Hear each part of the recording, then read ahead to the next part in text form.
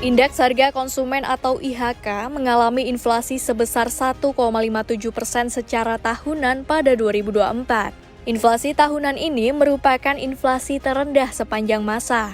Adapun inflasi tahunan mencapai 1,57% dan inflasi tahun kalender sebesar 1,57%. Sementara secara bulanan, inflasi tercatat 0,44%. Puji Ismartini, Deputi Bidang Statistik Distribusi dan Jasa BPS mengungkapkan, inflasi tahunan utamanya didorong oleh kelompok makanan, minuman, dan tembakau. Komoditas dengan andil inflasi terbesar adalah sigaret kretek mesin dengan andil inflasi sebesar 0,13%, serta minyak goreng dengan andil 0,11%. Puji menuturkan, komoditas lain yang juga memberikan andil inflasi cukup besar adalah beras, kopi bubuk, bawang merah, ikan segar, daging ayam ras, dan bawang putih. Selanjutnya, komoditas lain di luar makanan, minuman, dan tembakau yang memberikan andil inflasi cukup signifikan adalah emas perhiasan, nasi, dan lauk, di mana masing-masing memberikan andil inflasi 0,35% dan 0,06%.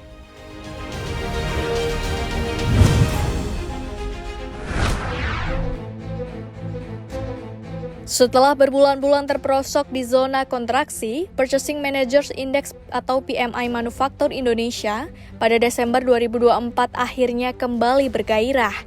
Berdasarkan data dari S&P Global, PMI Manufaktur Indonesia naik ke level 51,2 dari 49,6 pada November 2024, melampaui ambang batas 50 untuk pertama kalinya sejak Juni 2024. Angka ini juga merupakan pencapaian tertinggi sejak Mei 2024, menandakan pertumbuhan sektor manufaktur yang kembali bergairah. Kenaikan PMI ini didorong oleh peningkatan output dan permintaan baru secara bersamaan. Produksi meningkat pada tingkat sedang namun lebih cepat dibandingkan bulan sebelumnya, sementara pekerjaan baru mencatat pertumbuhan pertama dalam 6 bulan terakhir. Economics Director S&P Global Market Intelligence, Paul Smith, mengatakan bahwa ekspansi tersebut diharapkan bisa berlanjut di 2025. Ia menyebutkan, banyak perusahaan berharap kenaikan produksi pada tahun mendatang karena kondisi makroekonomi stabil dan kekuatan membeli di antara klien membaik, sehingga lapangan kerja dan aktivitas pembelian meningkat.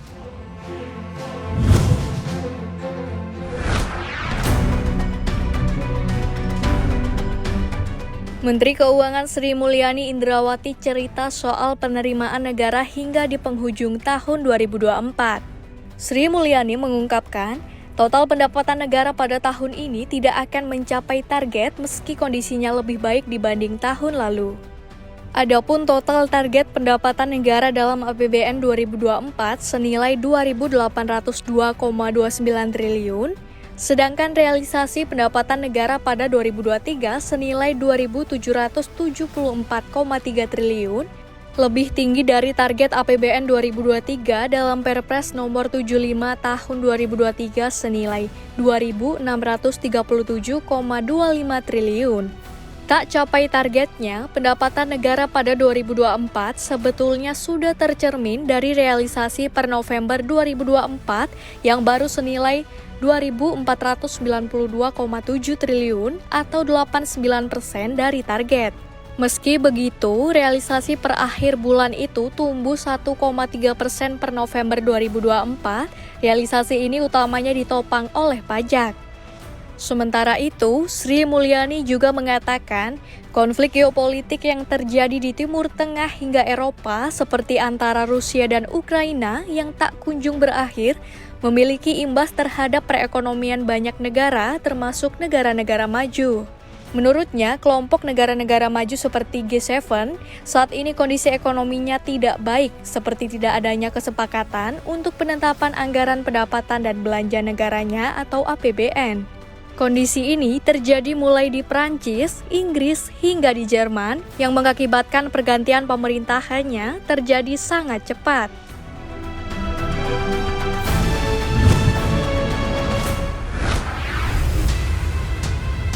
Wakil Menteri Ketenagakerjaan Immanuel Ebenezer gerungan membuka data terkait awan gelap di sektor tekstil. Jumlah pabrik tekstil yang kolaps mencapai 60 pabrik dengan jumlah PHK sekitar 250.000 orang. Ini terjadi dalam kurun waktu 2022 hingga 2024. Pria yang akrab disapa Noel tersebut mengungkapkan data tersebut dia dapatkan dari Ketua Umum Asosiasi Produsen Serat dan Benang Filamen atau APSIFI, Retmagita Wirawasta. Penyebab kolapsnya 60 pabrik tekstil tersebut karena impor ilegal atau penyelundupan yang memperparah kondisi industri tekstil dan produk tekstil atau TPT. Noel mengutip, keluhan APSIFI, impor ilegal bukan hanya melemahkan TPT, tetapi juga industri petrokimia bahan baku utama tekstil, yaitu Purified Terephthalic Acid atau PTA. Menurut APSIFI, kondisi ini memicu memasuki deindustrialisasi. Dia mengingatkan dampak PHK tidak sesederhana yang tampak di permukaan.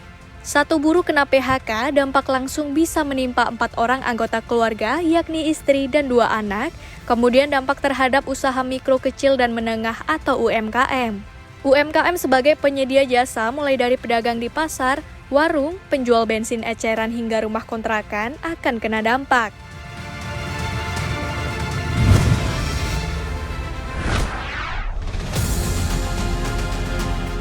Negara kaya Inggris diramalkan akan menuju resesi pada 2025 mendatang.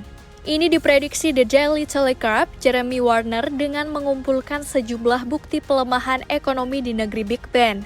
Warner memaparkan bahwa resesi meskipun relatif ringan, namun kini tampaknya cukup mungkin terjadi.